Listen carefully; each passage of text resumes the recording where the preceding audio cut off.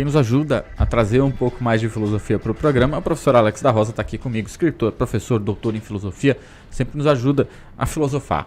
Professor, boa tarde. Muito boa tarde, Marcos. Muito boa tarde aos ouvintes. Estamos aqui para mais um momento de diferença no nosso dia. Os nossos diálogos aqui, a ideia deles é justamente que você filosofe com a gente. Então manda mensagem, participe conosco. Nosso WhatsApp é 48 99156 4777. Tem o YouTube também, tem o chat do lado, manda mensagem pra gente. Eu queria trazer aqui uma breve fala de quem é Sísifo. Sísifo é um personagem da mitologia grega que foi condenado a repetidamente, eternamente, empurrar a pedra até o topo de uma montanha. Só que quando ele tá chegando sempre lá no finalzinho, essa pedra rola novamente para baixo. Então todo dia ele tem que repetir esse processo eternamente. E esse mito, ele trouxe aí uma visão pro Camus, né? Albert Camus, é isso, né? Que é um filósofo. O que Sísifo traz aí na filosofia em relação a Camus? Por que esse mito, ele nos conta algo? Aliás, as mitologias sempre nos contam algo, né? O Camus, ele conta a história de Sísifo e ele diz assim: temos que imaginar Sísifo feliz. Aí todo mundo enlouquece. Aí todo mundo, como assim? Tu tá me dizendo que o cara que vai carregar o dia inteiro uma pedra, no final do dia soltar aquela pedra em cima do morro, para no dia seguinte ter que carregar ela novamente, esse cara é feliz? É isso que você tá me dizendo. A gente tem que imaginá-lo feliz. É o que ele disse. E por isso que a repercussão foi tão grande. Tá, e aí é aí que surge esse termo do absurdismo? O que é absurdismo? Exatamente. O Camus, ele é um autor que eu quase sempre recomendo quem se interessa por filosofia, para começar por ele, porque ele tem alguns livros de literatura que contam por meio de histórias essas lições. Né? É uma introdução à filosofia, vamos dizer assim? Sim, por meio da literatura, que coloca esses problemas filosóficos. O Camus, ele tem uma frase assim, ele diz que só existe um problema sério na filosofia, que todo o resto é inútil. Só existe um problema, que é de que se a vida deve ser vivida ou não. O único problema relevante para a filosofia é o suicídio. Então a única pergunta que ela tem que responder é: a vida vale a pena ser vivida? Forte, né? Muito forte. Bem forte. E aí ele conta a história do Sísifo e diz: sim, a vida vale a pena ser vivida, mesmo que amanhã você esteja novamente condenado, né? Porque à medida que nós estamos vivos, estar vivo é uma espécie de condenação, né? Você não consegue fugir de si mesmo, como diz o Chaves, algo assim. Então a gente está sempre condenado, onde eu ia eu estava, né? Onde eu ia eu estava, a gente é sempre condenado a conviver conosco. E o Camus diz assim, que por mais que isso pareça bastante absurdo, essa escolha absurda é o que vai dar o sentido para a vida. É o que vai dar, porque de fato, sim, o que nós fazemos no nosso dia a dia é esse, né? É rolar pedra. Até inclusive, ouvintes, né? Toda semana eu e o Marcos a gente conversa sobre os temas e nas últimas semanas, cada vez que a gente conversava, tava mais assim... Mas cansado mesmo, né? De uma rotina extensa, que faz parte, né? Todos nós, eu tenho certeza que você tá nos ouvindo, sempre também tem aquela canseira durante a semana. E aí... E empurrando a pedra feliz, né? Todo mundo tá empurrando a pedra. Pois é, se for feliz... A ideia do Camus, por mais absurda que seja, ele diz que sim, é preciso imaginar Sísifo feliz. Né? Quando a gente olha essa história, ela parece muito absurda para nós, mas quando a gente olha na nossa vida, o que exatamente de diferente a gente faz, né? Parece que basicamente nosso dia a dia é pensar que variação de carne moída e frango eu vou fazer. Pra quem faz exercício, frango e batata doce. Isso. Né? Qual a combinação de frango e batata doce que eu vou botar na minha marmita? E se eu vou arrumar casa ou eu vou na academia, né? A gente fica nessa dúvida diária. E mesmo assim, nós não somos felizes? Essa é a resposta interessante, né? Quando olhando de fora, parece um absurdo imaginar a vida do Sísifo feliz. Mas a nossa não é tão diferente assim, na medida em que, claro, num sentido muito particular, né, nós estamos condenados a viver a nossa vida, o resto dela. Claro que quando a gente olha a questão do Sísifo e vê o sofrimento que é imposto a ele, nos parece injusto e até assim como a vida. Por isso que é chamado de absurdismo. O Sísifo está dizendo, é uma insanidade pensar que nós devemos ser felizes mesmo quando a vida é ruim conosco. Mas ainda assim, se assim não fosse, qual seria então a razão de viver? Sem vida não há possibilidade, né? Então não haveria possibilidade de ser feliz também nesse sentido. Exato. Filosofei um pouquinho aqui também. Mas é a ideia de se buscar um sentido, então, para esse rolar de pedra? É algo que parece ser sentido, então a gente busca um sentido para aquilo que não tem sentido? A gente atribui. A gente atribui. Essa é a ideia do absurdismo. Porque a ideia da busca pelo sentido, ela já parte de uma ideia de como se nós estivéssemos perdidos, né? De que haveria um sentido específico que a gente tem que buscar. E não tem. Não tem. Não tem sentido. Às vezes os alunos me perguntam assim, professor, qual que é então o sentido da vida? Não tem. O mundo é injusto? É. Sua vida é insignificante? É. Aí isso começa a trazer um desespero pro Uma ouvinte. angústia. Porque nós partimos da ideia de que nós queremos ser especiais, e nós somos, mas não num sentido exterior a nós mesmos. Nós somos especiais para nós, na nossa própria vida. Então, quando a gente se defronta diante disso, diante dessa ideia de, bom, se nada tem um sentido, por que eu vivo como vivo?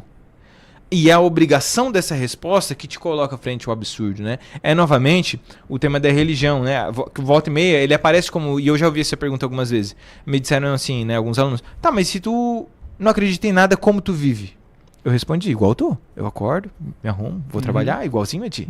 Igualzinho. Vou rolar minha pedra aí como tu também. Igualzinho. Percebam que a ideia do sentido da vida é uma atribuição. Que nós fazemos. Nem todos fazem, mas nós fazemos. Sim, todos nós temos que rolar nossa pedra, a gente tem que atribuir um motivo disso. Isso. Nós não vivemos uma vida sem sentido. Esse é o problema do campo. Nós não vivemos uma vida sem sentido. Muitos de nós já vêm com um sentido meio prefixado, assim, do tipo, bom, o sentido é casar, ter filhos, família, todos sentidos legítimos, é claro, mas muitos desses não são pensados, né? E mediante a vida de cada um, que às vezes desafia esses sentidos, a pessoa pode ficar desamparada.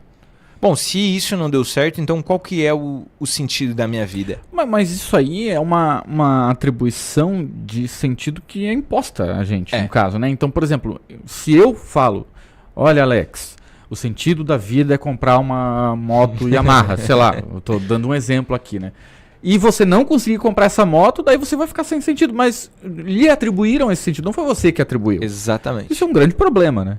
Muito, muito, porque nos coloca um destino que nós deveríamos cumprir, que muitas das vezes não faz parte daquilo que nós nos sentimos bem. E a gente vive frustrado por viver uma vida que não foi a que nós escolhemos, como se não fôssemos os únicos responsáveis pelas nossas escolhas. Ao final do livro da sua vida, você pode ter escrito uma história de outro alguém, mas é com a tua letra. Então, essa baita frase. Essa é uma baita, né?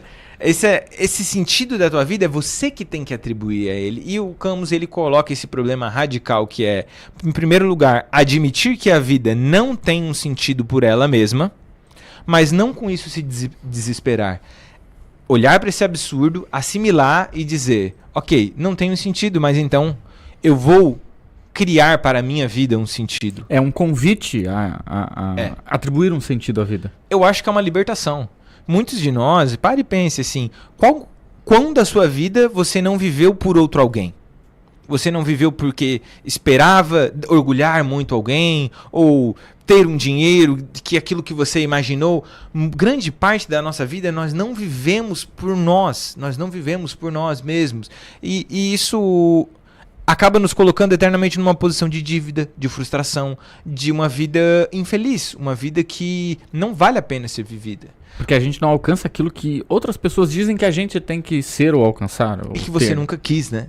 Alguém lhe disse que tem que ser assim. Por isso que eu vejo a filosofia do Camus, muito mais do que absurda, eu vejo ela como uma libertação. Porque essa construção de sentido, por que não? Eu já penso um pouco mais assim, né? O Sísifo, ele deveria, talvez, pensar, quem foi que me condenou a rolar essa pedra aqui? E eu vou atrás desse cara, porque eu não quero mais rolar pedra o restante da minha vida, né? O grande sentido da história do Sísifo é que ele tem que, primeiro, viver e se realizar em sua vida, mas também construir uma vida que você seja feliz. Pois mas a definição de loucura, por exemplo, não é fazer a mesma coisa esperando resultados diferentes? Tem essa definição, né? Daí o Sísifo faz isso todo dia. Atribuem essa frase ao Einstein, eu não sei se é verdade, tá? Vi em meu Facebook, eu não sei de quem é essa frase. Tá aí. De que a definição de loucura... Autoria internet. Alguém dá uma olhadinha pra gente de onde é essa frase aí. Que a definição de loucura é fazer a mesma coisa repetidas vezes e esperar resultados diferentes, né? E num certo sentido, quando a gente olha diante da nossa própria vida, é quase como se viver fosse uma loucura. Porque todo dia nós fazemos a mesma coisa e esperamos um resultado diferente. Mas então, será que fazer uma coisa diferente de vez em quando não é positivo nesse processo? Para aproveitar tudo aquilo que a vida cria, né? Mas ao mesmo tempo, se a gente pensa nessa dimensão da insistência, eu acho ela bem complexa, porque a gente tem dois lados, né? Por um lado, fazer a mesma coisa e esperar que aconteça algo diferente faz sentido num ponto em que, se você não tentar, aquilo nunca vai acontecer. E às vezes você precisa tentar insistente vezes até que aquilo aconteça. Talvez aquilo não acontece por causa da tua tentativa, mas sim por fatores alheios a ela. Mas se você não estivesse tentando, nunca conseguiria. Então a nossa tentativa, muitas vezes, ela parece infrutífera no sentido de que não é pela nossa tentativa que nós conseguimos o resultado. Mas se nós não estivéssemos tentando, aquele resultado não se apresentaria a nós. Se o Sísifo nem tentasse rolar pedra por cima do morro, ela nunca chegaria lá. Pode ser que lá em cima chegue um belo dia e eles cancelem. Dizem, a partir de amanhã agora não precisa mais. Ou então ele conclua, né? Chega lá, pum, colocou a pedra lá. Consegui, mas se ele não tivesse tentado... Se ele não tivesse tentado, ele não teria nem a possibilidade de dar certo. Isso é importante. E aí é que entra a questão de ser responsável, então, no caso, por si mesmo, né? Por essa definição da vida, mas pelo que a gente faz. Totalmente. Essa ideia radical de que a nossa vida somos nós que criamos, o nosso significado.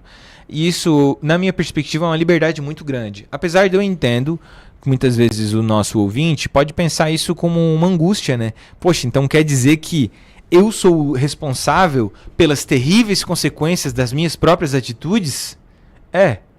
Para todos os efeitos, sim.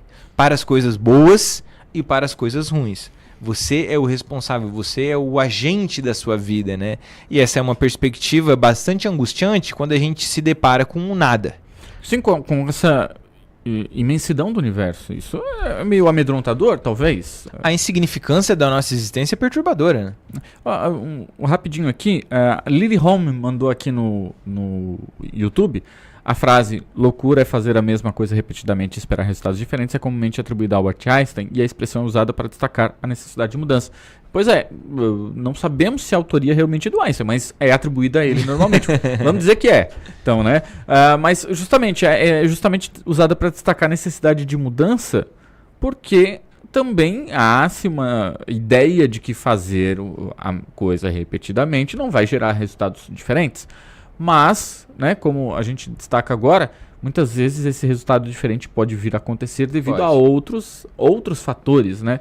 Mas também há a possibilidade... o importante aqui é a responsabilidade de fazer. A nossa ouvinte está também correta sobre esse ponto de vista, né? Vamos trazer isso para a vida real, né? Quantos de nós vivemos na expectativa de uma mudança que não vai acontecer? Justamente pela nossa incompreensão de que essa mudança do outro é de responsabilidade dele. Às vezes eu quero muito que meu filho mude, que a minha parceira mude, que o meu chefe mude. Ele não vai mudar. Sim, porque depende dele. Ele não vai mudar, não dela, por ti. Né? Ele não vai mudar por ti. Não vai mudar por ti. Então, nesse sentido, é uma loucura persistir nisso, porque a responsabilidade da mudança é da outra pessoa, inclusive da sua, de às vezes parar de tentar, né? Só que o parar de tentar quase sempre envolve abrir mão de um determinado sentido. É muito um caso típico dos casamentos em que ali há só o casamento. De que ali há apenas o sentido de eu possuo estruturalmente uma família, mas não há mais felicidade, né? Você mantém aquela estrutura, mas não há mais nenhum sentimento naquilo. Aí a gente volta na questão de ser feliz, né? Se a nossa perspectiva em relação a dar sentido é o que nos faz alcançar a felicidade, então a gente precisa fazer com que faça sentido, né? Para poder chegar lá. Senão não tem felicidade. É quase como se o Camus dissesse assim, por que não a morte? É quase como se ele dissesse dessa maneira, né? E não sei os ouvintes, mas eu, enquanto ex-depressivo, tenho um baita local de fala e eu acho essa reflexão, ela é profunda, ela é assim, bom, por que não a morte? É preciso que exista uma razão para viver. E se essa razão não está escrita em nenhum lugar, se essa razão não está pré-definida antes de você, o único responsável por fazer a escolha do sim, por fazer a escolha da vida, é você. E é uma filosofia absurdamente radical. O único responsável pelo sim é você. Ninguém senão você vai se tirar desse lugar. Ninguém senão você vai fazer essa afirmação da vida, né? É claro, quando a gente aborda no campo dos transtornos mentais e situações depressivas, são situações multifatoriais, mas um elemento é incontornável. Existe uma vontade, existe uma autorresponsabilização, né? É preciso querer mudar de vida. É preciso querer mudar de vida, em diversos sentidos, né? Em diversos sentidos. Claro, e aí também todo um suporte é necessário, muitas vezes para ajudar essa pessoa nesse processo, mas essa vontade também é necessária para participar dele, né? A pedra é mais pesada para um do que para outros. Com certeza. A pedra é mais pesada para um do que para outros, com absoluta certeza, mas existe uma responsabilidade intransferível. Um exemplo didático aí, o ouvinte. Eu quero fazer dieta. É só tu, fera. É só tu. É mais fácil se tu tem alguém para preparar a tua comida, se tu tem um personal. A pedra é mais leve para alguns, mas ninguém vai fazer por ti. Exatamente, isso vale muito. E aí acordar às 5 horas da manhã para correr, como muita gente consegue fazer, né? Muita gente consegue fazer. E tem para uns é mais fácil que para outros, né? Dependendo do horário do trabalho, depende do deslocamento, ou da condição, ou do tênis, etc, né? Mas a pessoa precisa acordar e correr, né? E por que o absurdo? Porque às vezes essas escolhas, elas parecem absurdas. Vamos colocar um exemplo assim. Vamos supor que você você não tem uma boa relação com a sua família. E o caminho para a felicidade é não falar com eles. Pô, conversa de maluco, né? Você quer me dizer que para eu ser feliz, eu tenho que fazer algo completamente contraditório àquilo que dizem ser felicidade? Se para eu ser feliz é eu trocar de um determinado emprego, é me separar de um relacionamento, às vezes aquilo que se apresenta como felicidade para nós é uma escolha muito absurda. É uma escolha muito absurda. Eu imagino que muitos filósofos filosofam sobre felicidade, né? Filosofaram sobre a felicidade, né? Porque eu acho que é um tema intrínseco da humanidade. Tu sabe que contemporaneamente não? Contemporaneamente, mas na antiguidade sim. Na antiguidade sim. Na antiguidade tinham 4 principais grupos de filósofos que diziam quais que eram os modos de ser feliz no período grego. Os estoicos, que é o mais famoso hoje em dia, falavam muito sobre aceitar o destino, não sofrer por aquilo que não controla. Já os epicuristas... O que não tem remédio, remediado está. Exatamente, é uma ideia estoica. Os epicuristas diziam que você deveria utilizar os prazeres de maneira moderada, que isso te traria felicidade. E os cínicos diriam que você tem que viver uma vida autêntica, fiel a si mesmo, independente do que os outros pensam como um caminho para a felicidade. Também é interessante. Muito, muito, muito, muito mesmo. Cada etapa da minha vida eu vou me identificando mais com um ou mais com o outro. Pois é, mas quando a gente falava agora do Sísifo, esse personagem da mitologia grega que foi condenado a levantar a pedra, como a gente tem falado agora há pouco.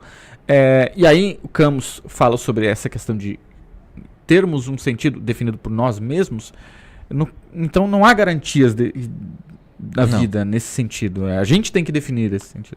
Eu acho que essa é uma das partes mais dolorosas pra gente. Porque quando a gente repousa a nossa realização dentro de ideias socialmente estabelecidas de felicidade, em geral você tem mais ou menos alguma segurança de retorno. Se eu viver um casamento infeliz 25 anos, eu vou fazer a bodas de prata, sendo eu infeliz ou não. Se eu ficar numa empresa 400 anos, em algum momento eu vou ser promovido. Então você tem algum tipo de segurança daquilo, que no geral não é oferecida pela vida. Não há estrelinha no final. Não tem, o professor não passa no caderno dizendo assim, você foi alguém do bem, tá? Que é muito essa ideia que sustenta a nossa vida, né? Nós queremos muito ter uma recompensa pelas nossas ações. Mas em termos de vida real, o bem vence o mal na maioria das vezes. Na maioria das vezes, quando a gente olha ideias como a história vai cobrar, cobra nada, gente. História não cobra nada. História não cobra. E socialmente cobramos muito poucos, né? Pensem em malfeitores da vida de vocês. Com frequência, eles tiveram uma vida muito boa, obrigado. Até porque nós também somos malfeitores da história de outras pessoas, né? E muitas vezes das nossas mesmas. Sim. Muitas vezes. Então essa perspectiva de que aceitar que não há uma recompensa no final, ela é muito dolorosa. Aceitar isso seria absurdo. Aceitar que talvez você ser o melhor funcionário não vai te trazer recompensa nenhuma. A promoção vai vir para outra pessoa. Esse sentido quem tem que dar Somos nós mesmos. Somos nós. É uma distinção entre o sentido individual e o esperado coletivamente. Mas é muito difícil abrir mão dessas expectativas que a gente coloca, que colocam sobre nós, né? E pensar, pô, então, tudo que eu tô fazendo isso, por que se eu não vou ser reconhecido no fim? Se não vão dizer o quão eu fui uma boa pessoa, o quão eu fui alguém justo. Se no fim o injusto, é uma frase do Aristóteles, né? A vida do injusto é mais feliz do que a do justo. É uma frase maravilhosa essa frase dele. Que eu acho que na filosofia do Camus convida a gente a pensar assim, né? Bom, já que não há garantias, eu preciso então encontrar felicidade fora dessas garantias pré-estabelecidas, porque elas não são reais. No dia a dia, na rolada da pedra lá pra cima. Se trabalhar tornasse alguém rico, todo mundo em 6 por 1 era milionário, né? Não há garantias de que aquilo que a gente faz traz o resultado esperado. Mesmo assim, a gente tem que empurrar a pedra, senão a gente não sabe o que tem lá em cima. Perfeito, então faça sentido aí no seu dia a dia, nessa pedra que você empurra todo dia morra acima. Essa é a ideia, pelo menos, ser feliz é isso. É isso, professor? É isso, muito obrigado, Marcos. 3 da tarde, 57 minutos, com essa informação, com esse papo aqui, com essa filosofia, a gente fecha o nosso Boa Tarde Cidade. O professor Alex está aqui comigo sempre nas quintas-feiras.